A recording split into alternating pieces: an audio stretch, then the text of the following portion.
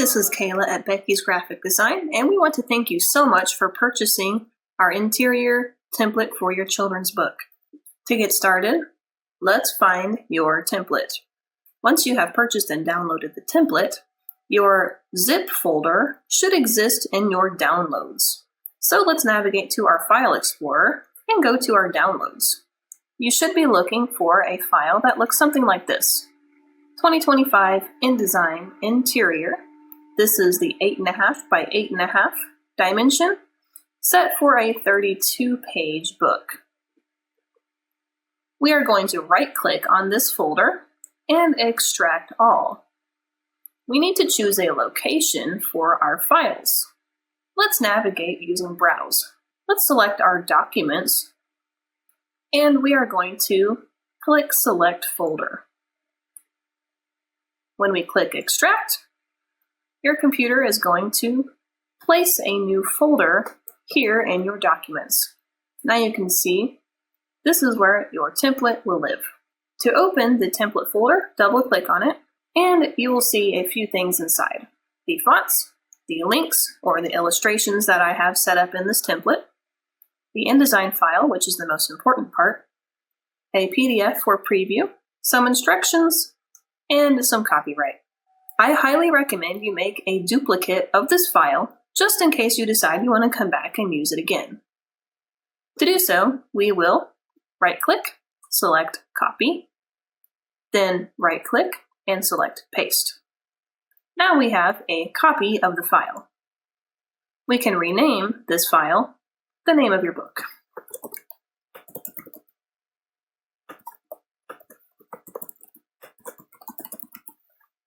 Ensure that you do not delete the file extension or the .INDD part of it, or your file will become unstable or corrupted. To open my document in InDesign, I will simply double-click on the document.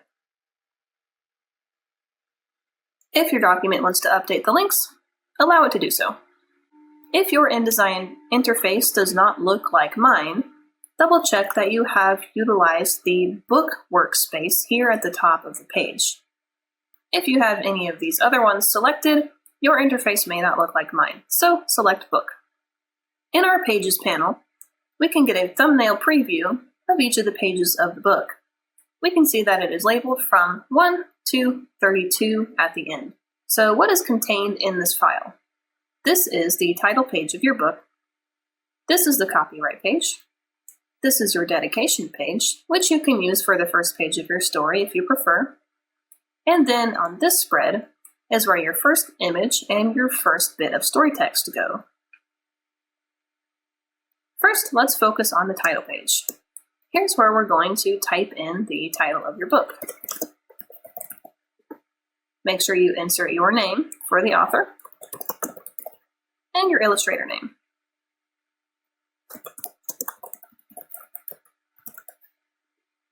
You may want to add an additional image as we have here, or if you do not, you can simply click on this item and click Delete. You'll notice that this image looks rather fuzzy. This is because we have not selected a high-quality display performance. To change this, let's go up to View, Display Performance, and High Quality Display. Now the images will display as crisp and sharp. Next, let's take a look at the copyright page. Here you can insert all of your own information. You can insert the proper year, your name, your publishing or your imprint name. This can all stay the same unless you would like to change it. Here's where you can insert your author email, your author website if you have one. If not, just delete it. If you would like to keep the first edition, you may. Your illustrator's name and your illustrator's website goes here. If you would like to change the font, simply select all of the lines of text and then navigate to your font panel at the top, and you can change it to whatever you would like. Here's where you can insert your dedication. If you would like to make this dedication smaller or bigger, you can utilize the font size box at the top. Let's make this a little bigger. We have selected 18-point font, which makes it a tad larger than it was. Next, let's move on to the first page of our story. In this text frame, this is where you will insert the first bit of your story text. You can see that I have pre-written some instructions here to help you navigate this template. I'm going to replace these with the first part of my story. If you would like to edit the text for the story, I have set up a paragraph style that allows you to change the font across the whole entire book. To change the font in this way, we will navigate to the Paragraph Styles panel over here, and we will double-click on this story text. Now we can go to the basic character formats, and you can change the style and size of font. Let's change it to this one, and make it a little bit bigger. You can see a preview over here by selecting or deselecting this preview checkbox. When you are happy with your paragraph style, click OK, and you'll notice now, as we scroll through the document, this style has updated across the whole entire book, which was a huge time saver and makes everything consistent. Next, let's talk about how to insert our illustrations into the template. This is a graphics frame. The graphics frame extends all the way out to the red border, which is your bleed.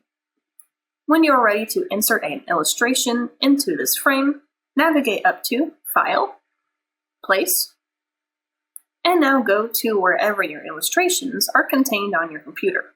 Let's say we want to insert this illustration. I will select it and then click Open.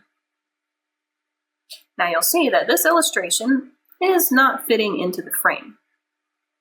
In order to make this illustration fill up the whole frame, I'm going to right-click, select Fitting, and then tell the illustration to fill the frame proportionally.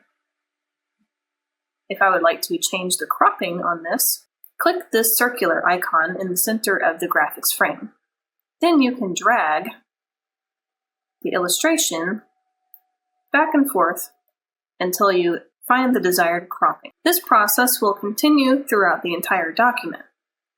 Select your graphics frame, go to File, Place, and continue to add illustrations. Once you have completed adding all of the story text and all of the illustrations to your document, you will be at the end of the document. Here's where we've added a page where you can include information about yourself as the author.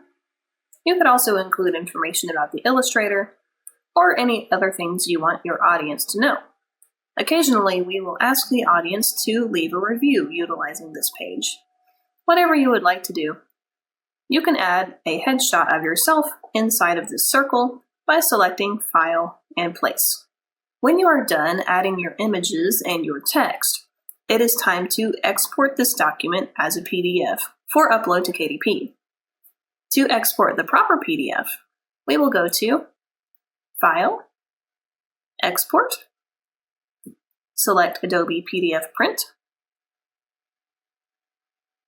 You are going to use the 2001 preset. Ensure that you select Pages rather than Spreads. Navigate to the Marks and Bleeds tab, and ensure that you use the Document Bleed Setting checkbox. Double check that you have the top, bottom, and outside bleed set at 1/8 of an inch, and that the inside bleed is set at 0. If these settings do not match, your file will fail to upload. Next, click Export. You will get a preview of your story on a single-page document. Don't worry, when you upload this to KDP, you will get a preview of the pages side by side and a left and right spread as expected. However, when we upload the file, this is how they prefer it in a one after the other style. Now, if you have issues with your file, it is likely that you have uploaded illustrations with poor resolution or the wrong color mode. If you would like to check this in InDesign, navigate to the Links panel. Over here, we can check the effective and actual PPIs of our image, and the color mode. This is a proper color mode and resolution. We want to have 300 and CMYK color mode. This is what the printer can understand. Now these are incorrect. If it says RGB, and if these numbers don't say 300, then you are going to have some issues.